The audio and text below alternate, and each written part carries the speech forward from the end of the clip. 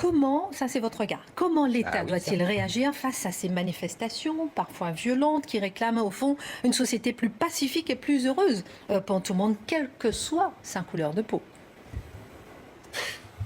Mais vous savez... Ma question vous choque? Non, pas du tout. Pas du tout. Vous avez raison, il faut toujours une société pacifique. Mais ça, c'est très bien. Une fois qu'on a dit ça, qu'est-ce qu'on fait? Ça permet d'occulter la réalité. C'est-à-dire? C'est-à-dire que le problème de fond, c'est les trafics. C'est la délinquance. C'est les violences faites aux policiers parce que les policiers veulent rétablir l'ordre dans des quartiers qui ne supportent plus l'ordre républicain parce que c'est un quartier, c'est des quartiers qui ne supportent plus l'ordre de la France et qui estiment qu'ils sont chez eux et qu'ils doivent faire la police eux-mêmes. Ça, c'est le problème de fond. Si on ne comprend pas ce problème de fond, on va expliquer qu'il y a du racisme, et on reprend toute la sémantique de l'extrême gauche. Pourquoi Christophe Castaner ne parle pas de ce problème de fond? Parce que Christophe Castaner se fait avoir idéologiquement. C'est classique, vous savez, ça fait 30 ans que ça dure. Et que Christophe Castaner est un ancien socialiste, et qu'il a baigné dans SOS Racisme, et que tous ces gens-là participent de l'idéologie victimaire de l'extrême gauche qui marche très bien. Simplement, il faut rappeler que le problème de fond n'est pas là. Le problème de fond n'est pas le racisme des policiers. Le problème de fond, c'est les trafics et la violence faite aux policiers. Et aux gens, d'ailleurs, honnêtes, qui habitent en banlieue. Aller au-delà de la loi n'est pas défendable quand il s'agit d'un délinquant, mais c'est la même chose avec un policier. Il n'y a pas de raison non plus d'aller au-delà de la loi. Donc il a raison de dire... Et si nous cessions les culpabilités collectives, ou les culpabilités qu'on essentialise? Ils sont arabes, donc ils ont tort. Ils sont noirs, ils sont donc délinquants. Ils sont blancs, donc ils ont raison. Ils sont blancs, donc ils ont tort. Ils sont policiers, donc ce sont des salauds. Ils sont policiers, donc ce sont des héros. Moi, je suis... Charlotte, c'est ce qu'est ma position par rapport au christianisme, mais je défends le libre arbitre. Je défends le libre arbitre et la responsabilité personnelle. Je suis responsable et coupable de ce que je fais, mais pas de ma classe, de ma race, de mon arbre généalogique, de ma religion ou ce genre de choses. Donc, un policier qui est un salaud est un policier. C'est pas juste un policier. Il est un salaud. Est un salaud, voilà. Oui, policier. J'ai fait l'erreur de démonstration. Mais donc, effectivement, la responsabilité individuelle et personnelle. Ce policier qui tue un noir est un salaud. J'aime pas beaucoup utiliser des mots comme ça, mais enfin, est coupable, doit être jugé, doit passer le restant de sa vie en prison, d'accord. Mais de là à dire toute la police est comme ça, ou tous les blancs sont comme ça, tous les noirs sont comme ça, tous les arabes, tous les musulmans, tous les catholiques, c'est cette essentialisation perpétuelle qui fait qu'on n'arrive plus à penser. Le bien est d'un côté, le mal est de l'autre. Chez certains, on inverse, le bien c'est le mal c'est le bien. Et je dis, mais où est la responsabilité personnelle, individuelle? La culpabilité collective, c'était le truc des nazis. Je suis désolé, vous êtes juif, eh bien, vous pouvez rien faire pour ne pas être juif, donc vous êtes coupable du simple fait d'être ce que vous êtes. Moi, je ne crois pas aux culpabilités collectives. J'ai fait Donc on est dans un totalitarisme rampant? Ah, oui, bien sûr qu'on est dans un totalitarisme. C'est-à-dire il y a des gens qui ont le droit de s'exprimer, d'autres qui dès qu'ils s'expriment, se font insulter. On a la possibilité de défendre des thèses, d'autres pas. C'est-à-dire certains peuvent fêter la rupture du jeûne, par exemple, dans un stade. D'autres ne peuvent pas aller à la messe pendant ce temps-là. Ou alors on interpelle cette personne dans une église avec la police qui rentre armée. Il y a juste un moment donné où on se dit, mais la loi, c'est pour tout le monde. Et on se moque de savoir si les gens sont catholiques ou musulmans. Où il y a la loi, et la loi, elle marche pour tout le monde, auquel cas, effectivement, on interdit tout aussi bien les gens qui sont sur les plages, puisqu'il y a des plages dynamiques maintenant, ce sont des plages qui bougent, et donc on interdit de mettre sa serviette, parce que là, on est un gros délinquant. Mais si en revanche, on descend dans la rue en disant « mort à la police », etc., et qu'on est 20 000, là, pour le coup, on a le droit. Donc je comprends que les Français disent « mais si la loi ne fonctionne plus, ou alors si ça fonctionne à la carte, et que, c'est la grande phrase de Castaner, l'émotion fait la loi. Mais c'est terrible, l'émotion. Dépasse les règles juridiques, voilà. C'est terrible.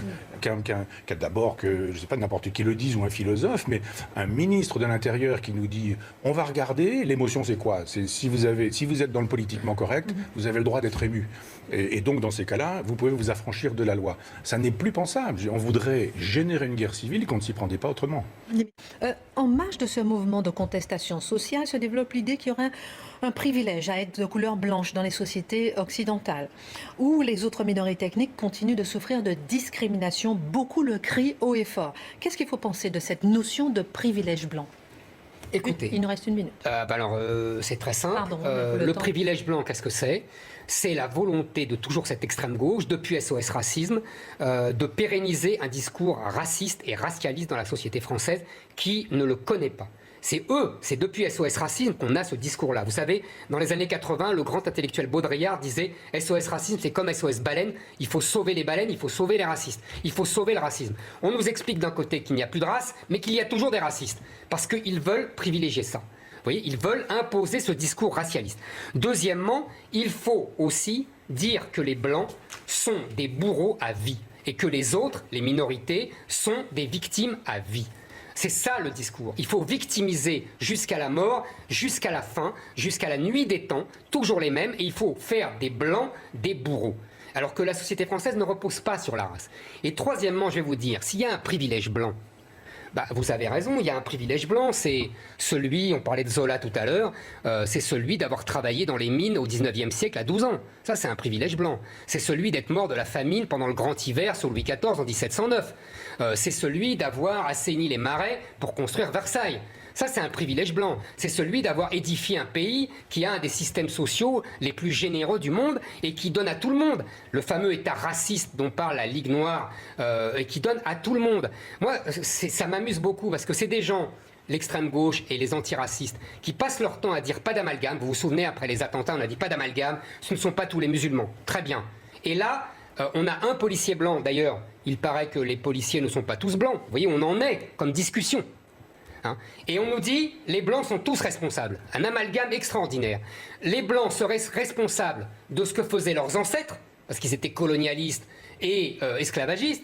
Et on a des gens aujourd'hui qui ne sont responsables de personne, ni de ce que font leurs enfants, ni de ce que font leurs cousins, ni leurs frères. Vous voyez la différence?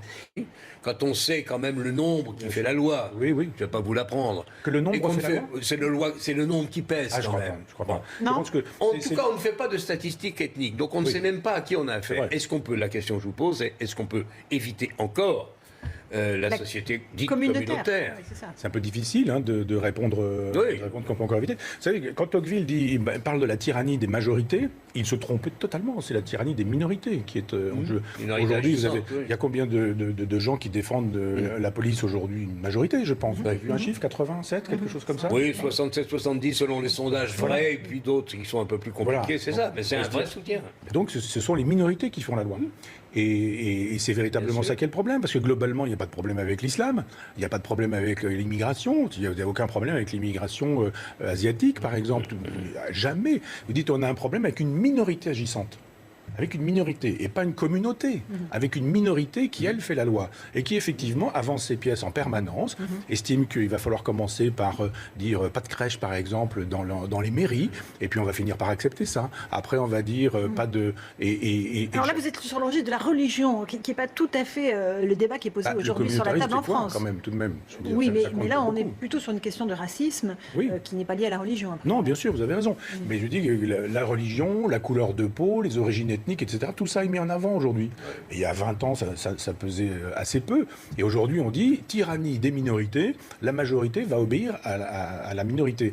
Et c'est très précisément ce que le totalitarisme propose, une espèce d'oligarchie, une poignée de gens qui font la loi, et en face, vous avez la police nationale à qui on demande de mettre un genou à terre. C'est pas pensable, c'est à ces gens-là en face qui veulent détruire le pacte républicain et social de mettre éventuellement un genou en terre pour demander pardon éventuellement, si on veut être dans des logiques compassionnelles. Moi, je ne suis pas dans des logiques compassionnelles. Il y a un autre projet de société qui est en fermentation dans notre pays, un autre projet de société que la République, à votre avis? Non, parce que d'abord, la République, vous savez, entre la République de Salo, celle de Mussolini, et puis la République des Romains, entre la République telle que, avec Savonarole ou avec la République du général de Gaulle, ou la Troisième République ou la Cinquième, tout ça n'est pas exactement. Alors, étymologiquement, c'est la res publica, c'est la chose publique. Je pense simplement que ce que disaient les Gilets jaunes, ce que disent aussi les policiers, c'est qu'il y a des gens compétents dans ce pays. C'est ce que j'appelle le génie du peuple. Génie du peuple, la police qui nous dit mais la réalité, c'est pas du tout la fiction que vous êtes en train de nous raconter. Il faut interpeller des gens violents, agressifs, qui sont violeurs, voleurs, etc. Donc cette réalité, il faut composer avec. Il y a la possibilité de refaire de la politique, non pas de manière jacobine en disant le chef de l'État a décidé, d'ailleurs il y a au-dessus de lui une commission européenne qui lui donne un coup de fil tous les jours en lui disant ta feuille de route aujourd'hui c'est ça, mais juste de dire ça ne ruisselle pas jusqu'au peuple, c'est simplement de dire refaites avec le peuple, remontez les idées de la compétence, et il n'y a pas plus compétent en matière de police que les policiers. Il n'y a pas plus compétent en matière de gendarmerie, de maintien de l'ordre, d'armée que les gens qui sont dans le métier. Le chef de l'État écoute ces choses-là, théoriquement. Là, c'est très exactement l'inverse. C'est-à-dire qu'il y a une dénégation du réel. Le réel n'existe pas. L'idéologie fait la loi. On devrait dire, vous arrêtez avec Colbert, quoi. Laissez-le tranquille. Je pense qu'il y a quand même d'autres combats. Et vous êtes en train de dégrader des monuments publics. Et puis, vous serez jugé dans un tribunal.